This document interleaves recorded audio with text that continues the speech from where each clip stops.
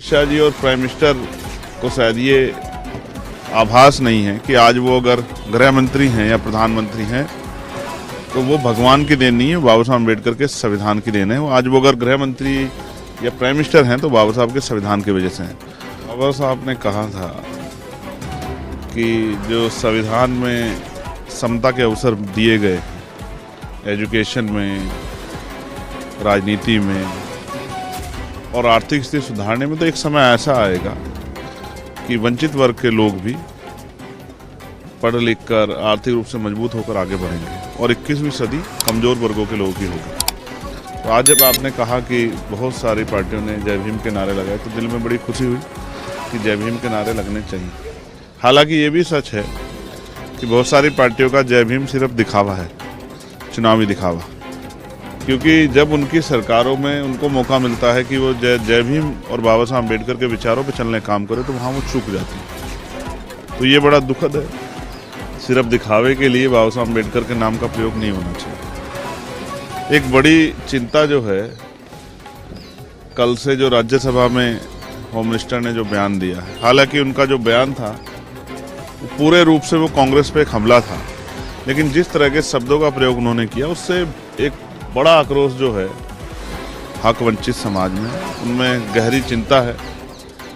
भले ही अमित शाह जी के लिए बाबा साहब अम्बेडकर वह कोई बहुत मायने ना रखते हो, लेकिन इस देश के करोड़ों वंचितों, शोषितों, महिलाओं के मुक्तिदाता है बाबा साहब अम्बेडकर। और जहाँ तक मैं समझता हूँ उन्होंने जो कार्य किए हैं उनका योगदान भुलाया नहीं जा सकता। किसी को मजबूरी में और किसी को ज़रूरत में बाबा साहब अम्बेडकर का नाम लेना ही पड़ता है। मैं यहाँ मैं ये भी कहना चाहता हूँ कि भाई बाबा साहब अम्बेडकर सदा थे, सदा हैं और सदा रहेंगे। लेकिन अमित शाह जी और प्राइम मिनिस्टर को शायद ये आभास नहीं है कि आज वो अगर गृह मंत्री हैं या प्रधानमंत्री हैं तो वो भगवान की देन नहीं है, बाबा साहब अम्बेडकर के संविधान की देन है। आज वो अगर गृह मंत्री या प्राइम मिनिस्टर हैं तो बाबा साहब के संविधान की वजह से हैं। और अहंकार बहुत अच्छा नहीं होता है। जैसे मैंने आपसे कहा कि ना सदा कांग्रेस सत्ता में रही और ना सदा भाजपा सत्ता में रहेगी। एक समय आएगा किसी देश के लोग इस भारतीय जनता पार्टी की सरकार को उखाड़ कर फेंक देंगे। तो मैं स्पष्ट रूप से कहना चाहता हूं कि इस तरह का बयान अम्बेडकरवादी तो किसी भी कीमत पर बर्दाश्त नहीं करेंगे। पूरे देश में अम्बेडकरवादियों को इस बात को लेकर गुस्सा है और मैं स्पष्ट तौर पर कहना चाहता हूं कि ये बयान जो है शर्मनाक है। लेकिन जो इस बयान के नाम पे नारे लगा रहे हैं उनको भी कहना चाहता हूं कि जहां उनकी सरकार है वहां बाबा साहब अम्बेडकर के विचारों के आधार पर आप सरकार चलाएं तो शायद जो है बाबा साहब अम्बेडकर का नारा लगाना, जय भीम का नारा लगाना सफल हो पाए।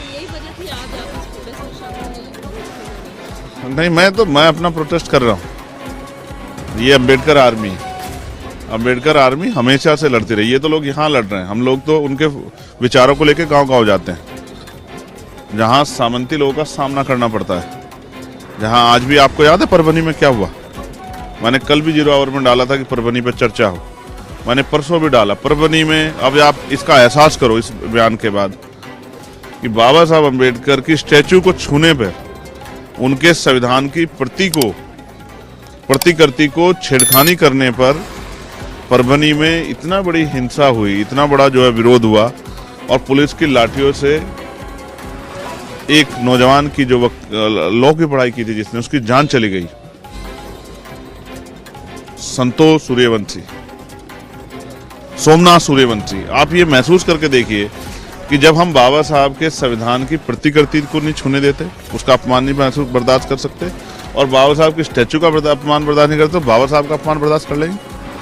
मैं आपको स्पष्ट तौर पर कह रहा हूँ, बाकी लोगों का विरोध जो है वो राजनीतिक हो सकता है, हमारा विरोध उनके सम्मान के लिए। और अगर उनके अपमान कोई करने का प्रयास करेगा तो हमारे लोग उसको छोड़ेंगे नहीं।